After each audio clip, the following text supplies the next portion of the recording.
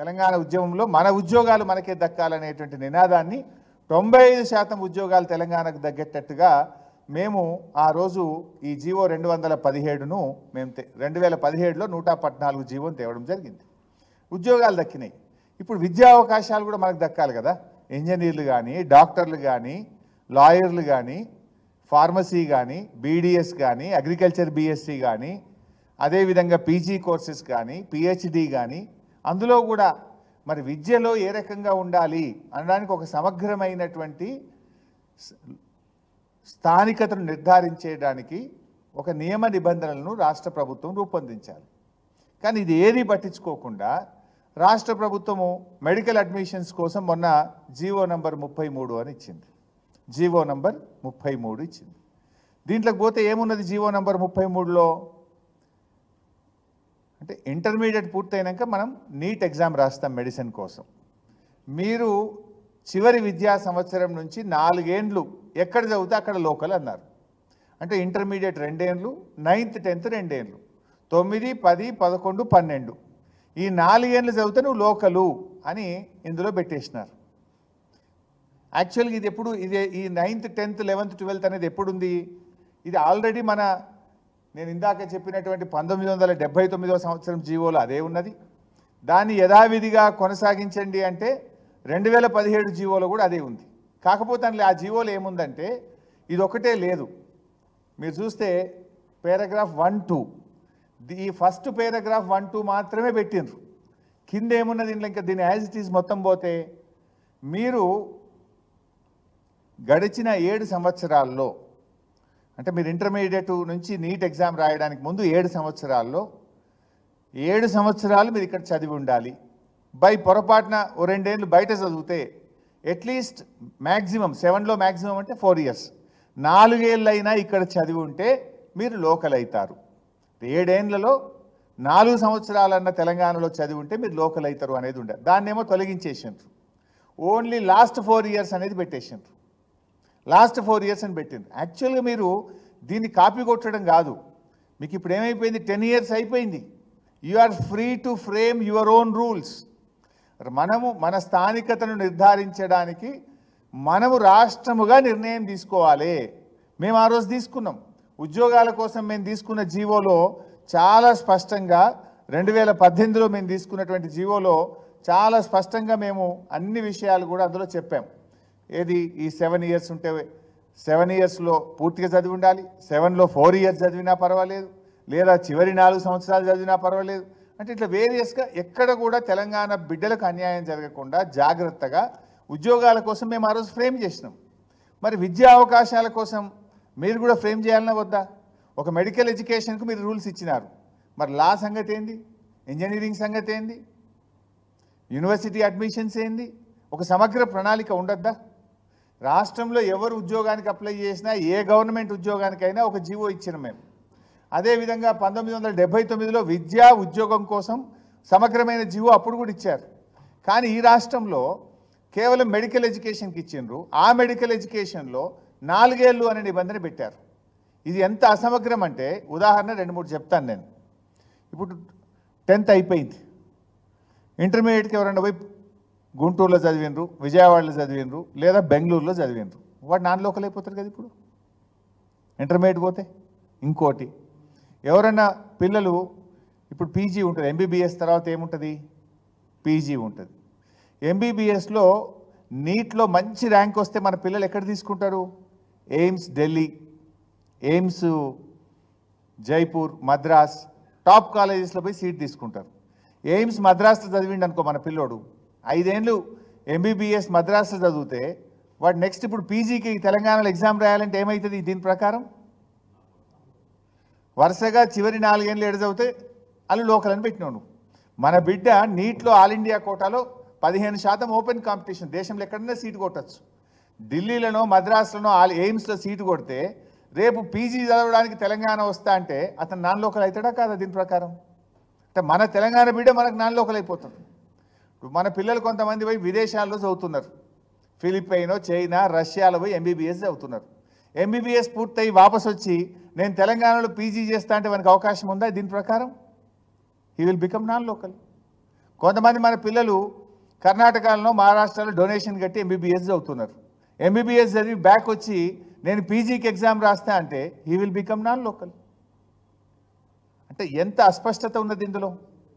రెండవది, ఇప్పుడు కొంతమంది పిల్లలు లాంగ్ టర్మ్ కోచింగ్ పోతారు 4 years తర్వాత. నువ్వు లాస్ట్ 4 years అంటే ఉండవు కదా నువ్వు.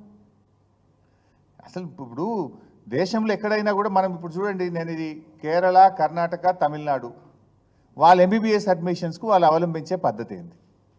తెలంగాణది నిన్నటి దాకా ఒక ప్రత్యేక పరిస్థితి. అంతకుముందు ఉమ్మడి ఆంధ్రప్రదేశ్లో కలిసి ఉన్నాం.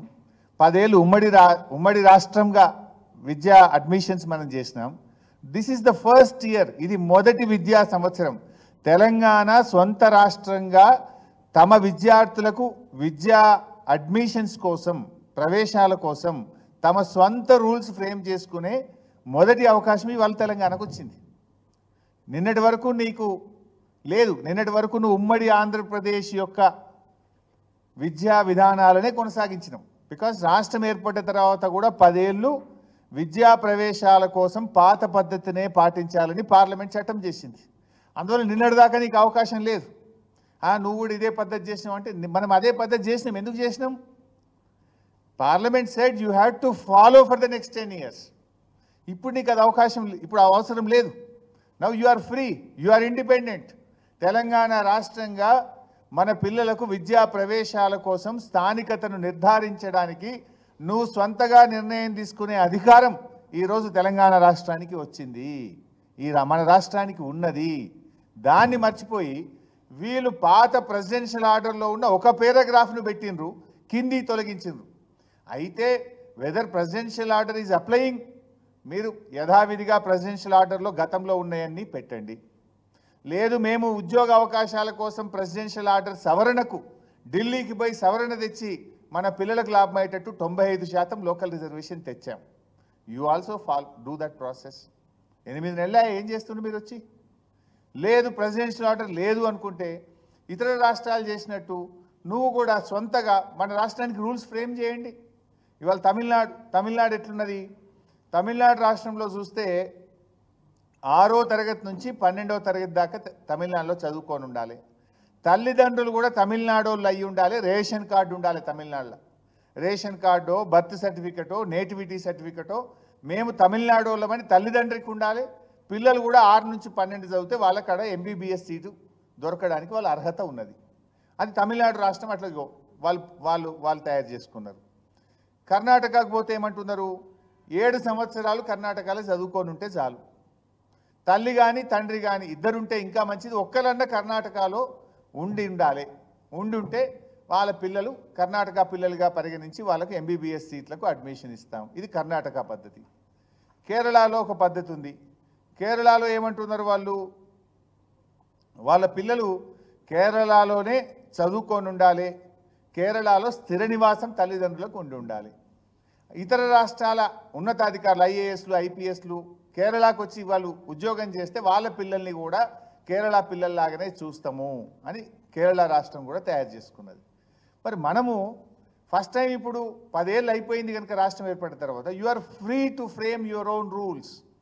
మీరు ఆ రూల్స్ ఫ్రేమ్ చేయకుండా ప్రెసిడెన్షియల్ ఆర్డర్లో ఒక పారాగ్రాఫ్ పెట్టి మిగతాయి తొలగించారు. దీనివల్ల అప్పుడేముండే 4 ఏళ్ళు ఇక్కడే చదువుకొని ఉండాలి, అది ఇంటర్మీడియట్ 9th 10th, లేదా గత 7 సంవత్సరాల్లో 4 ఏళ్ళు తెలంగాణలో చదివి ఉన్నా కూడా నువ్వు లోకల్గా ఎలిజిబిలిటీ అవకాశం ఉండేది. ఇవన్నీ గమనించాలి కదా. పోనీ పీజీ అడ్మిషన్స్ రేపు మరి పీజీలో ఎట్లా? నువ్వు ఎంబీబీఎస్లో నీట్లో ఇతర పక్క రాష్ట్రంలో చదివి వస్తే నీ పీజీలో మన సీట్లు అసలు ఈ పిల్లలకి పీజీలో తెలంగాణలో చదువుకోవడానికి అర్హతనే కోల్పోతారు. ఇక ఎంబీబీఎస్ బయట చదివితే తెలంగాణ పిల్లలు తెలంగాణలో పీజీ చేయడానికి అర్హత కోల్పోతారు. తెలంగాణ పిల్లలు ఇంటర్మీడియట్ పక్క రాష్ట్రంలో ఎక్కడైనా చదివితే వాళ్ళు తెలంగాణలో ఎంబీబీఎస్ అడ్మిషన్కు అర్హత కోల్పోయే విధంగా మీరు రూల్స్ ఫ్రేమ్ చేసినారు.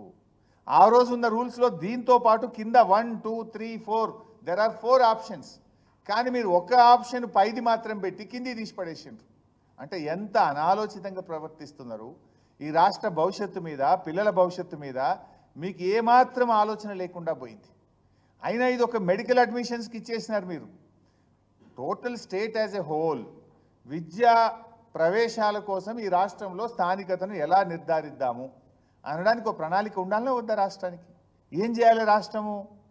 చీఫ్ సెక్రటరీ గారు, జిఏడి సెక్రటరీ, లా సెక్రటరీ, ఎడ్యుకేషన్ సెక్రటరీ, ఒకరిద్దరు వైస్ ఛాన్సలర్ని పెట్టి ఒక కమిటీ వేసి దీన్ని స్టడీ చేసి పక్క రాష్ట్రాలు ఎట్లా చేస్తున్నాయి, నిన్నటి వరకు ఉన్నది ఏంది, రేపు మన పిల్లలకు మేలు చేయాలంటే ఏం చేస్తే బాగుంటుంది అని ఒక కమిటీ లాగా ఒక హై లెవెల్ కమిటీ వేసుకొని దాన్ని పరిశీలించి జిఏడి నుంచి ఒక ఆర్డర్ ఇచ్చేస్తే అది ఏ యూనివర్సిటీకైనా, ఇంజనీరింగ్కైనా, మెడిసిన్కైనా, లాకైనా it will become a common rule for admissions.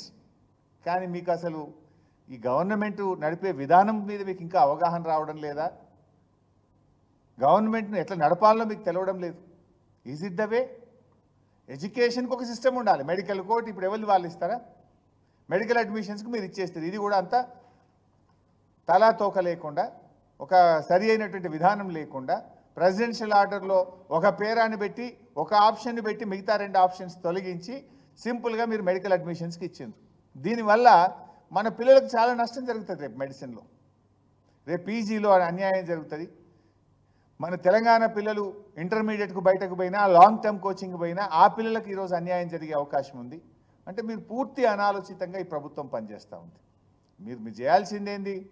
విద్యా ప్రవేశాల కోసం తెలంగాణలో ఏ రకంగా మనం స్థానికతను నిర్ణయిద్దాము అని ఒక క్లారిటీ ఉండాలన్నా వద్ద గవర్నమెంట్. సో ఇప్పటికైనా ప్రభుత్వం సోయి తెచ్చుకొని తక్షణమే ఒక హై లెవెల్ కమిటీ కాన్స్టిట్యూట్ చేసి, ఇప్పుడు మనము 10 ఏళ్ళు జాయింట్ క్యాపిటల్ నుంచి మనం బయటపడ్డాం కనుక నౌ విద్యా ప్రవేశాల కోసం Telangana is independent to take decisions. ఇప్పుడు మనం ఏ రకంగా మన పిల్లలకు మేలు చేయాలి అనే దాని మీద ఒక స్పష్టమైన విధానంతో రాష్ట్ర ప్రభుత్వం ముందుకు రావాలని చెప్పి నేను డిమాండ్ చేస్తూ ఉన్నా. ఒకవేళ మీకు అర్థం కాకపోతే అఖిలపక్షాన్ని పిలవండి, అన్ని పార్టీలను పిలవండి. ఏ రకంగా మన తెలంగాణ పిల్లలకు మేలు చేయాలనో ఓ అఖిలపక్షాన్ని పిలిస్తేనైనా మేమైనా వచ్చి మీకు తగిన సూచనలు మా అనుభవ రీత్యా మేము అందిస్తాం. అందరం కలిసి తెలంగాణ పిల్లలకు మేలు చేసే విధంగా పనిచేద్దాం. ఆ రోజు మేము ప్రైవేట్ కాలేజీల్లో బి కేటగిరీ సీట్ల విషయంలో జాగ్రత్త వహించాం. తెలంగాణ ఏర్పడ్డాక కొత్త కాలేజీలు పెడితే 100% పిల్లలకు మన పిల్లలకు దక్కేటట్టుగా మేము ప్రయత్నం చేసినాం. కానీ మీరు అసలు గాళ్ళ దీపంలాగుంది మీ పాలన. ఒక అవగాహన లేకుండా మీరు వాళ్ళు చేస్తూ ఉన్నారు. నాకు అర్థమవుతలేదు అసలు. డైరెక్టర్ మెడికల్ ఎడ్యుకేషన్ ఏం చేస్తున్నాడు? వైస్ ఛాన్సలర్ హెల్త్ యూనివర్సిటీ ఏం చేస్తున్నాడు? మరి ఈ సెక్రటరీ ఎడ్యుకేషన్ ఏం చేస్తున్నట్టు? ఇంత అవగాహన లేకుండా ఉంటారా? Is it the way? కొన్ని లక్షల జీవితాలు కదా ఇది. లక్షల మంది విద్యార్థులతో మీరు చెలగాటమాడుతున్నారు. ఎంత కష్టపడతారు పిల్లలు డాక్టర్ కావాలని? 9,000 MBBS సీట్లు ఉన్నాయి ఈరోజు మన రాష్ట్రంలో. ఆ పిల్లల జీవితం ఒకసారి మిస్ అయిపోతే, ఒక విలువైన విద్యా సంవత్సరం మిస్ అయిపోతే ఎంత కష్టపడతారు ఆ పిల్లలు? లీగల్గా కూడా కోర్టుకు పోయినా ఇదంతా కూడా పెద్ద సమస్యగా మారే అవకాశం ఉంది. సో ప్రభుత్వం ఇప్పటికైనా క్లారిటీ తెచ్చుకొని జిఏడితో సంప్రదించి ఒక హై లెవెల్ కమిటీ వేసి తక్షణమే ఈ జీవోను సవరణ చేయాలి. విద్యా ప్రవేశాలలో స్థానికత నిర్ధారణ కోసం ఒక స్పష్టమైన అవగాహనతో రాష్ట్ర ప్రభుత్వం ముందుకు రావాలి. అడ్మిషన్స్ అన్నీ కూడా జరుగుతూ ఉన్నాయి. విద్యార్థులకు ఇబ్బంది కాకుండా చూడాలని చెప్పి మేము ప్రభుత్వాన్ని డిమాండ్ చేస్తున్నాం. చూశారు కదండి, ఈ వీడియో కనుక మీకు నచ్చినట్లయితే లైక్ చేయండి, షేర్ చేయండి, న్యూస్ టుడే తెలుగు డైలీని ఫాలో చేయండి.